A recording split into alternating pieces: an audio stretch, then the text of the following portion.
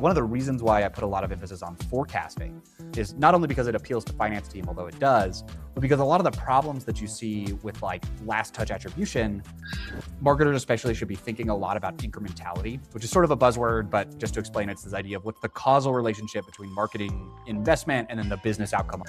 Yeah, so my advice to people in this is to not try to get to a world where you are focused on a lot of false precision. And I think a lot of marketers today, they have this dream of being data-driven.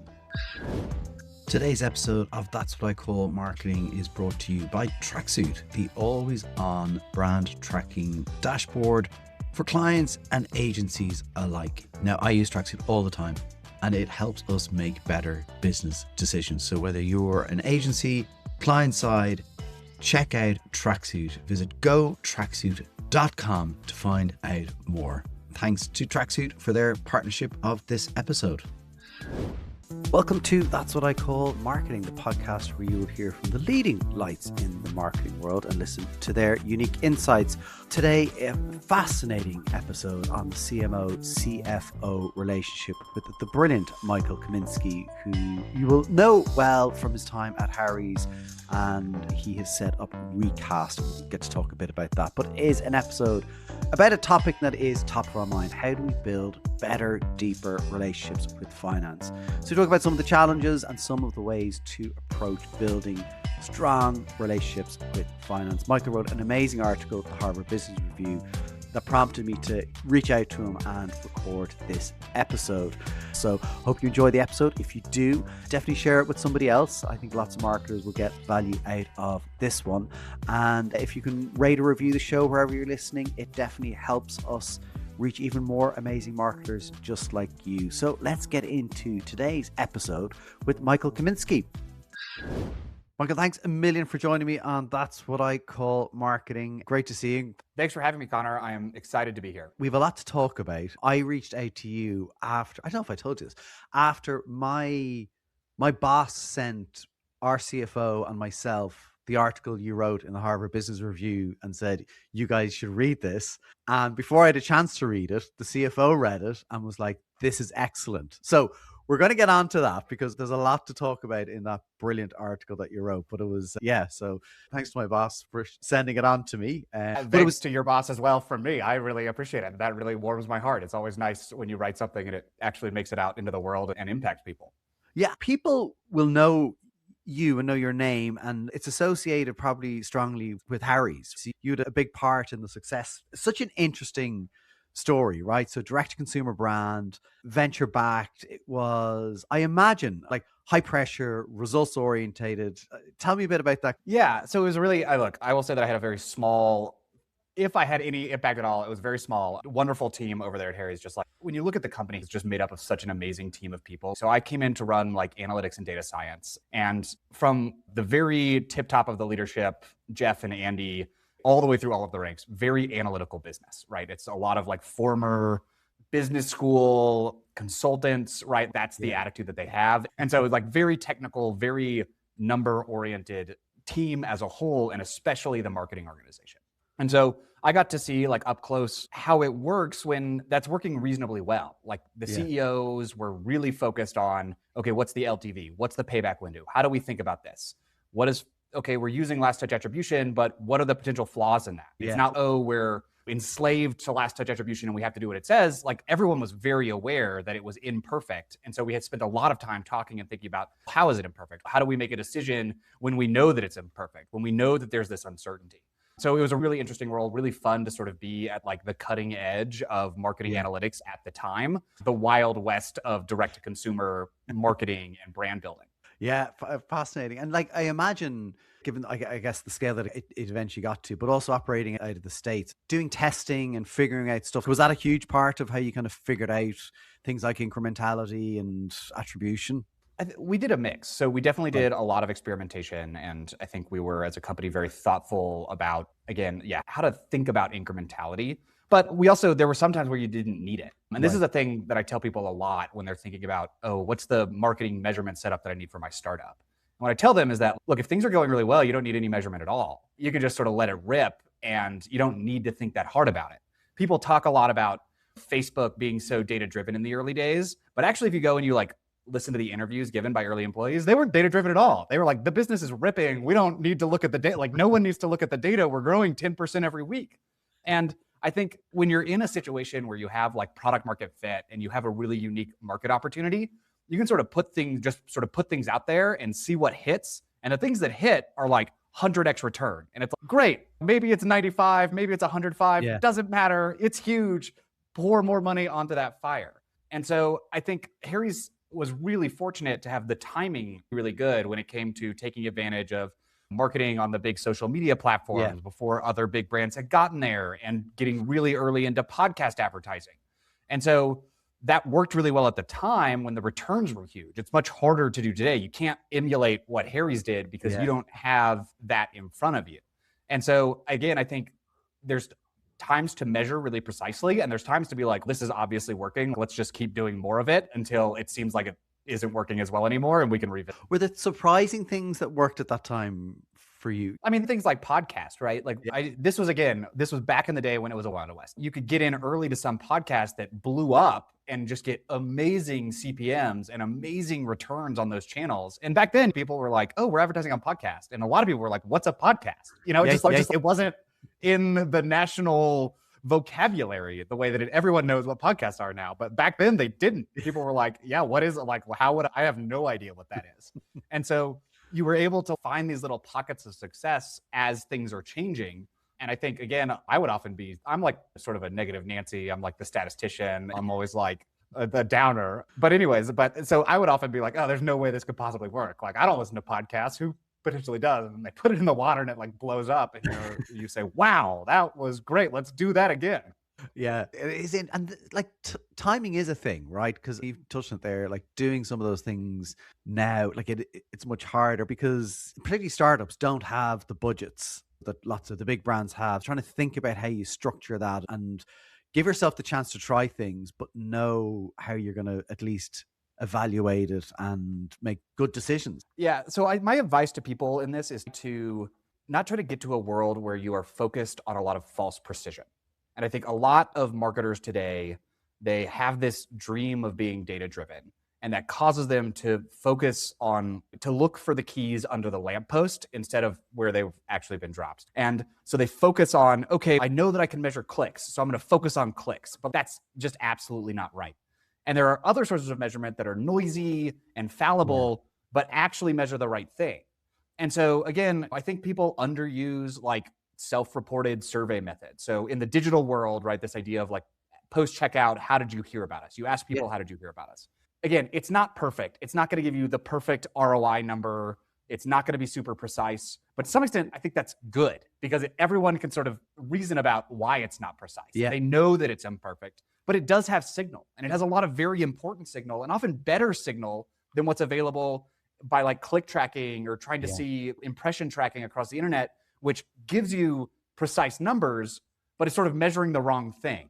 Yeah, it's really interesting. I use Tracksuit for our brand tracking, and those guys. Yeah, amazing, aren't like brilliant? And so what's really interesting, just kind of to that point, is we ask people, and in the survey, they ask people sources of awareness, so how you see or hear about the brand, and what shows up is pretty much a reflection of our spend. So you can look at that and go, that may not be accurate, it's fuzzy, whatever, but actually, what people report back is of how we spend our money. You're like, it's actually working. It's good. I mean, but that's great. So it's like, that's some direction that, hey, something is going on here where people are learning about our brand. And I think this is helpful because let's imagine you go do some big campaign. We're going to do a big TV campaign. If you look at the Tracksuit data and it doesn't move at all, you might be like, that's probably a problem, right? Maybe this isn't actually working. But then that again is helpful. It's not going to be perfect. Yeah. But if you ran the big campaign and you didn't see the metrics move, you'd be like, probably didn't work actually. And I think that's fine, but that's like a really helpful data point for being able to make that decision and evaluating how the campaign is going. Yeah, 100%. And the fact that it's always on is just amazing. Because then you're not waiting for your dip in 6 months' time. Exactly. In 6 months when you can't do anything about it. Yeah, exactly. So let's talk about the article, right? And it's a wonderful article, Harvard Business Review. And as I said, it got attention in our organization. What kind of prompted you it's a perennial question, but the CFO, CMO relationship. And I spoke to Johnny Cahill, who's now in PepsiCo International, he was Heineken USA CMO at the time, and he was like, there's no kind of homogenous CMO, CFO relationship. They're all different. But you've seen and examined and explored some of the things that are kind of consistent within that relationship. I spend a lot of time talking to marketers and finance people, actually, and I sense a lot of tension. And this isn't 100% true, but the marketers feel scared. They want to go do what they think is right for the business, but they're scared of walking into the meeting with the finance team and getting beaten down. The finance people are frustrated, right? They're like trying to keep the business profitable, trying to keep things moving forward. And they hear a bunch of gobbledygook from the marketing team, and they're like, what are we talking about? And so it's really unproductive. Like, everybody who I talk to, they want what is best for the business. They are thinking really hard about what is best for the business. And it's just like lack of communication that causes this frustration, which ends up leading to worse outcomes for the business and then for all of the individuals involved. And I'm like, we have to do better than this. We can do better than this, but it requires some changes in the way that we communicate and the way that we work together. So let's get into it. What are some of the frustrations? I think this is a place where, I mean, obviously it takes two to tango, and it would be great if finance people learned more about marketing. And I think some of the really productive relationships, that's where you see where the finance people are deeply interested in this. Hate to break it to you, marketers. I think that's sort of a long journey. And so my advice to most marketers is to start adopting a little bit more of the language of finance. And I think that this is a useful skill to have as an executive if you really want to grow in your career. If you want to be CMO one day, if you want to be at the top levels of executive leadership, you have to talk about capital allocation in a smart way. And so this is a worthwhile skill to learn as you are growing in your career. But you have to sort of draw the connection between the things that you're seeing, the things that you maybe sort of care about as a marketer, to the eventual revenue and profit implications. And I think the wise thing to do is to talk about what are the timelines that we're talking about and what is the risk and uncertainty that we're talking about with that as well. I think where finance people get frustrated is where marketers are like, oh, brand awareness is going up and that means eventually we'll be profitable. And the finance people are like, what do you mean by eventually? And how profitable? And how do we know? And it's like, you got to do a little bit more of the work to actually really think through this and help to share some of the information about this and say, look, here are studies that we've looked at that show how these things tend to happen over time. It's not a guarantee that we'll get this, but this is how we're thinking about it. We're thinking about this capital allocation problem of we need to bolster sales today or this quarter, but we also need to make sure that we're going to be able to be efficient 3 quarters, 2 years from now. Yeah. And so we need to make investments today the exact same way we would in a factory or in the software engineers that we're paying to build products that will be sold later. We need to think about our brand the same way. And that is, all of a sudden, this is an interesting framing. And what you want to shift the conversation is, just believe me because the marketing textbook says this, to talk about trade-offs, right? Sure, we need to trade off between investment today or sales tomorrow and sales 3 years from now. Here's how we're thinking about it. And here's the risk associated with that. And that's a real conversation you can have. And the finance people can say, oh, that's reasonable. I buy what you're saying, but the realities of the business are that we actually need to focus more today. And that, again, is a reasonable structure for the marketing team to have to work within. But you need to be able to have that conversation about the real trade-offs that you're actually facing. And eventually, at the end of the day, how it results in profit dollars for the business. You say those trade-offs are real. And so going in and helping people maybe understand the impact of that on future revenue, future growth, and trying to, if you're a new brand, it's harder. So you have to use evidence from other categories probably or other brands. But if you've got historical data, being able to kind of pick a point in time where maybe you dropped investment in brand and then looking 6, 9, 12 months later, what happened, your efficiency of your performance marketing, all those things help. Yeah, they totally do. And I think those help to build the case. Again, it's never going to be perfect, but they like thinking about ROI and they like making long-term investments. That's not crazy for them at all. They just want to know that it's actually there and think the case is good. What they don't like is, some brand marketer loves going to spend a ton of money on TV when it's not clear that they've even thought about the ROI. That's a bad look for everybody. Yeah. And so if you're clear that, look, you're thinking about it, here's how we're measuring it, here's the evidence that we have, it's not perfect, there's some risk, but other industries show this same pattern. That is a conversation that finance people are going to love to have. And you've got a much better chance at being able to, at the end of the day, do what is right for the business, right? Which is really what we're talking about here, about investing in building that long-term brand, but you have to be able to have that conversation. What are some of the things then that marketers can do to, like we've talked about some of the, I guess, kind of principles, but like even realistically, like we talk about speaking the language of finance, and sometimes I struggle with what that actually means. Look, I think taking finance courses is good. It's good to get exposure to being able to read a P&L and be able to think through these terms. I think the things that finance people really care about at the end of the day is like profit and then timelines. So when does that happen? A really core idea in finance is this idea of discounted cash flows, right? Which is that dollars today are worth more than dollars in the future. And so we want to think about not only how much profit are we generating, but when do we actually get to accrue those profits into the business? And if I have to wait 5 years, that's worth a lot less to me than if I can get that profit today.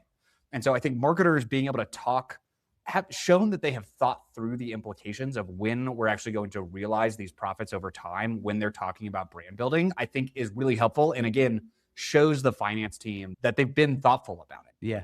Another thing that I recommend and that I think not enough marketers do is be willing to be wrong.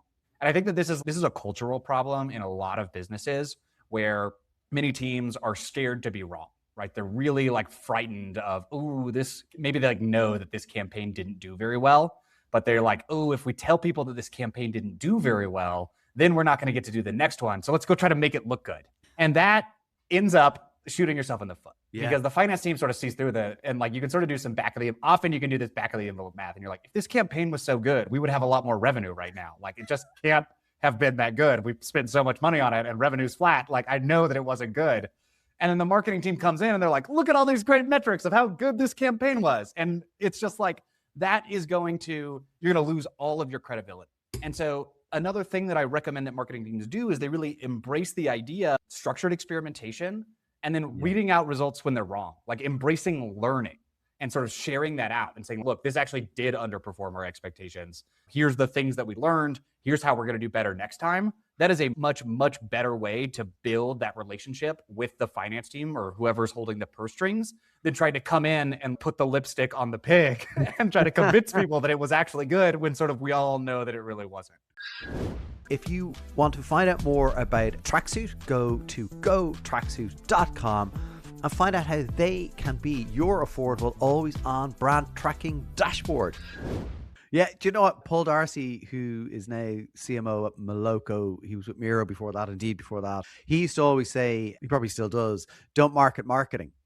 And there was that principle of if it's not right, if it's gone wrong, let's not pretend like it was brilliant. So anyone in finance will see right through it. But that's great. Like there's nothing worse than being the finance person in the meeting and the marketing team comes in and like the wins are like not helpful for the business. What are we talking about? Yeah. And to your point, like you make it in the article as well, you get to a point where like then trust erodes. You have to build trust, and trust takes time to build. But then you can, in a simple presentation of vanity metrics of engagement and reach, if it's not tied to some outcome that matters, and any business will have kind of strategic priorities that you can tie it back and loop it back up and go, because this does this, we believe it will drive this, which is that.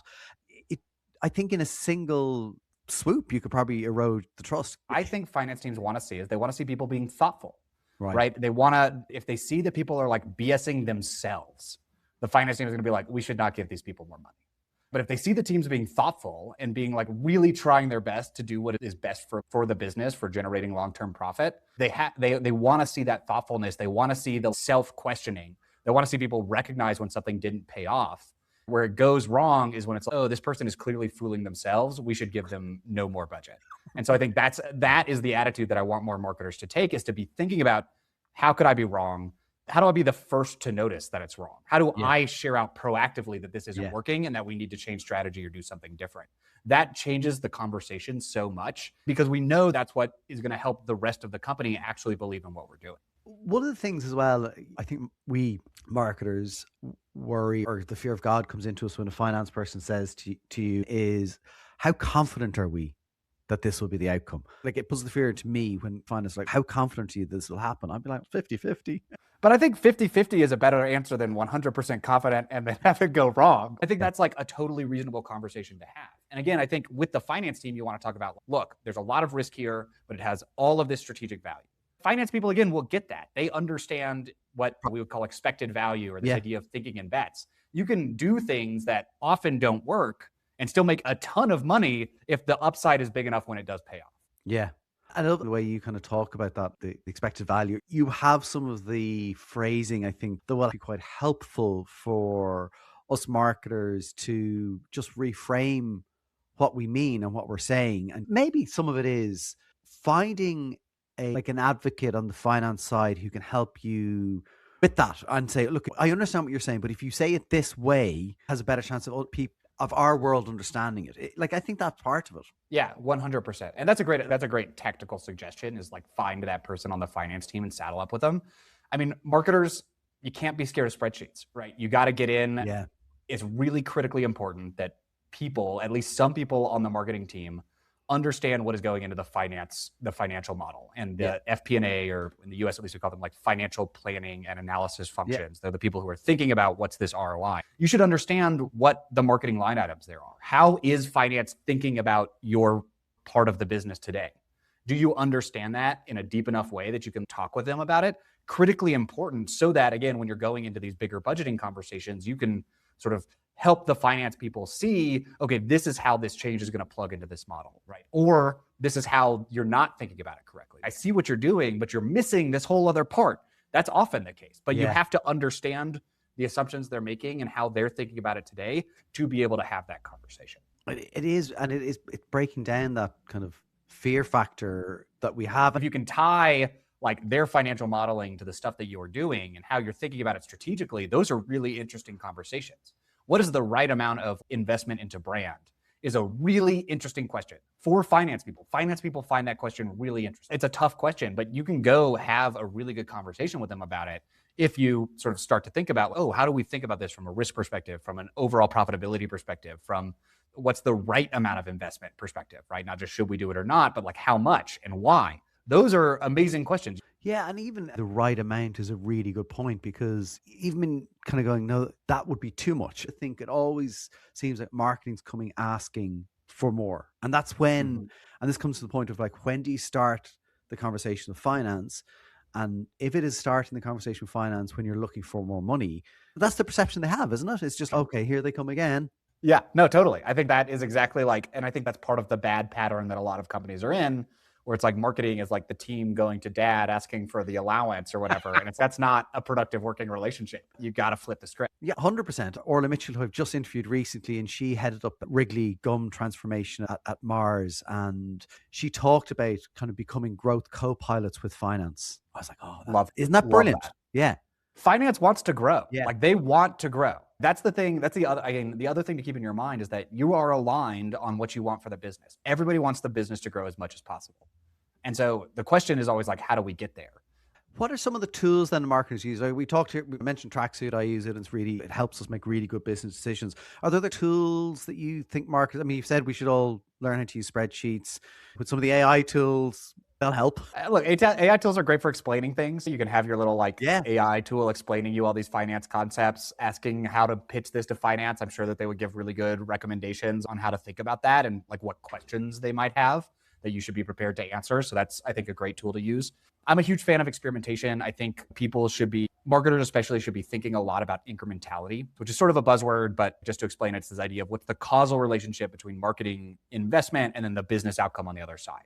Again, what I want every marketer to always be thinking about is what is the incrementality of this investment? Sometimes we can't measure it. Sometimes it's very difficult to know, but we should always at least be thinking about that and make sure that's like really where we're focused on as a business. Have you come across good, even structural frameworks for helping people think about that? Because maybe it's me, like I'm a writer of things. I like to write things down. And so have you come across frameworks that might be useful for people to look at? I think like actually writing down what your assumptions are and what you really believe, I think is a great exercise.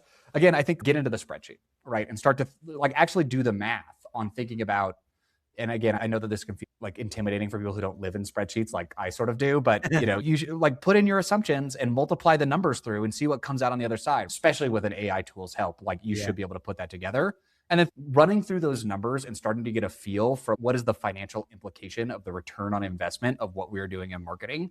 I think will build up your intuition for, is this a good bet or is it not? And also even just being able to talk about it at the senior executive level. Everybody at the executive level is thinking this way. And so it's important to be able to communicate in these terms if you want to be able to operate at that like high executive level and be really successful. I think, again, getting to the point that it's marketing and finance coming in and saying this is the case because we've thought about it and attacking it as well. I think that's also part of it as well. Allowing yourself and the finance people that you're working with, like, attack it for worst case scenarios and go at it. And what's wrong with this? Because then you make it stronger and give yourself the time to do that as well. Like, these things probably can't be rushed either. And be skeptical, be the first to call out the risks. I'm the CEO of a company. And if people come into me with these like very optimistic projections, I'm like, don't make me be the bad guy and call out all the reasons why this is like potentially not a good idea. Like, I want them to bring that to me. I want to see that they've thought these things all the way through.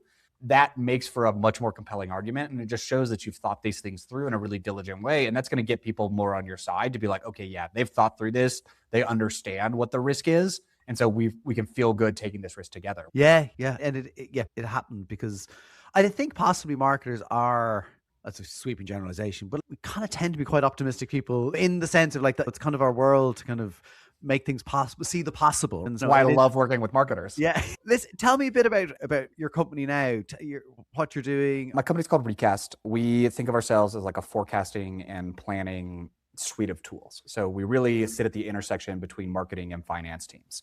And we help marketing teams think about what's really effective and what's maybe not, build that into a set of like assumptions about what do we think is going to be effective going forward, create a budget in partnership with the finance team, and then be able to track the performance of the budget and the plan over time. And then be able to think about shortening the feedback loop on making adjustments. And the way that we do this is through a bunch of different tools, including experimentation, like GeoLift that we talked about, but also business knowledge and assumptions, and then also things like media mix modeling that can help to try to pull all of these different learnings from the data together to be able to get alignment on the plan and the forecast between finance and marketing teams. And is it helping, because we touched kind of earlier about like last click attribution, which is for a lot of companies is a challenge, and our friends over at Google getting attributed for everything that happens. But is it helping move beyond that, because it's really challenging? Yeah. So this is a great question. I mean, look, what I can't promise you is that we will be able to save you $1 billion. So like, that's just like obviously BS. What we can promise is give you a structured framework for thinking about running those experiments and seeing if it is possible to reduce spend on those platforms and reallocate somewhere else and get the returns that you're expecting. So I think the thing not to focus on is Google bad? Yeah. It's actually, do we as a business have a structured way of systematically experimenting and learning to what extent Google is working for us or not? What I want to push marketers to do is to not think about, a single source of truth, or if we can only find the silver bullet of measurement, then finally we'll be able to have the perfect market. That's not ever going to be possible. The best you can do is improve your process for getting better feedback about what's working and what's not, and then build that into a systematic way of managing your business. So the analogy that I share is like in digital products. And so if you work in a company that like has a lot of software engineers, you've seen this, like they're constantly experimenting. They're constantly running A/B tests. A lot of things don't work. And they say, we tried that. All right, didn't work. Throw it away. Marketers should think about doing that as well, right? Think about embracing systematic experimentation, systematic learning. And it's that compounding learning of, we got to like 4% better this quarter. It doesn't sound like much, but if you compound another 4% next quarter and another 4% after that, like it actually adds up to huge changes over the long term. And so the system for learning and then taking advantage of those learnings, that's really the thing that you can be focused on that's actually going to give you like this long-term moat over time. The kind of the product piece is really interesting, and I've seen that as well, where and it's almost like it was the A/B testing, but also kind of releasing. We'll do this, and we'll do it at 10%, and we'll do it at 20%. There was risk management, I think. Risk management, exactly. Yeah. How can we do risk management, I think, is huge. And again, I think marketers love the big splashy campaign, but are there ways that we can dip our toes in the water before we have to invest the full $10 million or whatever the number is for the size of your business? One of the reasons why I put a lot of emphasis on forecasting is not only because it appeals to finance team, although it does, but because a lot of the problems that you see with like last touch attribution, they come out in the forecast, right? So this is a problem that I've seen a million times. You probably have as well, where the finance team is doing all of the forecasting based on these like last touch attribution results, and the forecast is constantly missing. And so every 5 weeks, there's like a panic internally at the business because like we're missing the forecast and everyone is, oh my gosh, we've got to fire people because we don't have the money. But it's really the problem there is because you just plugged in the last touch attribution number into your forecast going forward, and that was never realistic. And so what I want businesses to do is to take a step back from that and be like, look, if you're in that cycle of constantly reforecasting and constantly missing the forecast, that means that there is something wrong, like fundamentally wrong in your assumptions about the way that your business works. Yeah. And so you need to take a step back and think about that and be like, what is wrong? And in these marketing-driven businesses, a lot of times it's like you have totally bad assumptions about the incremental causal relationship between your marketing and your outcomes. And you need to sit back and rethink about that. Yeah, it's not easy. It's not easy. So also let me say, it's really easy to say, go do this. Very hard to actually go do it. You have to be brave, and these are tough conversations. But I think, again, my experience is that people are receptive to having this conversation when it's based in real examples and can be explained appropriately. I think, again, marketers have the tools to think about these things and to explain them well, but you have to go in armed to that conversation with good explanations about what's actually happening. You can't just say, oh, brand marketing is good because said it. You have to sort of talk about the details of your specific business and what's working and what's not and how you think about it. I think that is the important conversation to have. Yeah, and looking at, I said before, like historical evidence that you have in the business, because it probably exists if you're around even 3 to 5 years. Like it's going to be there, and you can kind of start putting. And look, good partners matter as well. There's a reputation I think are starting to end as clients are getting smarter about pushing on the agencies about what are the assumptions and what is this actually driving for us profit-wise and how are we measuring it, and not just taking some of those vanity metrics at face value. And I think the really good agencies are really starting to adopt that, and they're, again, getting out ahead. I think I've seen some great agencies, they're proposing experiments and they're being transparent about like, this didn't work. Yeah. And what we're going to ask from them is to be transparent about that, and then learning from those mistakes, from the, like continuous compounding learning over time. That's the best that we can possibly do, and that's what we actually want to ask from our agency. Compounding learning is a great way of putting it, actually. What markets are you operate? I mean, obviously you're in the States and working with brands in the States. I assume probably global brands as well. So we're global. I mean, we work with largely a lot of our customer base is in the States, but we have customers in Europe, Australia, Latin America. So we're all over. Again, we have our great like full enterprise forecasting planning tool. If you're interested in that, definitely reach out. But we also have a wonderful geolift experimentation tool. It's got a super generous free trial, very affordable, should work for everybody that is like selling in geographies where you're able to actually like differentiate between different geographies in terms of your marketing. So anyways, like everybody should check that out. It's 6-month free trial. Get in there, use it. If you have questions, send me an email. We're happy to support on it. Amazing. And listen, I will put a link to your site in the show notes so people can go check that out. That's a incredible offer again. So listen, Michael, thank you so much. Wonderful chatting to you. Really appreciate you taking the time out today, and brilliant article. As I said, it resonated with CFO and marketing leaders and managing directors. You definitely touched the right nerves. And I think today's been incredibly helpful, lots of useful things. And I think, do you know what? We can't have this conversation enough, because I think we constantly need to just figure out how we do this and we improve it. And you're right as well. CEOs love thinking about things this way as well, right? And it goes the whole way up the organization. So I really appreciate the time. Thanks a million. No, Conor, thanks for having me. This was a blast. Thank you so much. Really love having this conversation and loved having it with you, and happy to have it with any listeners as well.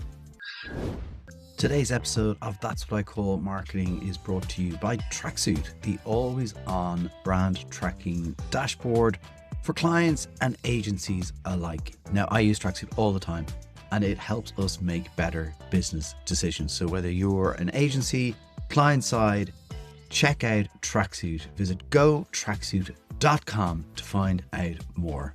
Thanks to Tracksuit for their partnership of this episode.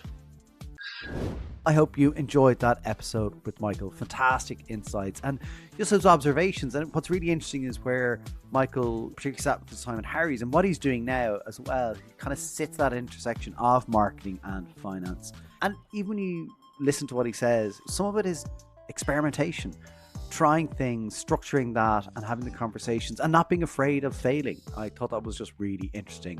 Lots of marketers, we talk about it, but do we actually go and say to our partners in finance, we tried this, we got it wrong, here's what we learned, and here's what we will do the next time. So hope you enjoyed the episode. If you did, please do share it with one other marketer who you think might get value from it. Rate or review the episode, the podcast, wherever you are watching or listening. Those small things matter a lot. It helps us reach even more people and helps us continue to have this show on the air. That is it for today's episode. As always, thank you so much for tuning in. I really appreciate it. If you would like to reach an engaged community of marketing leaders, get in touch with That's What I Call Marketing to discuss sponsorship opportunities.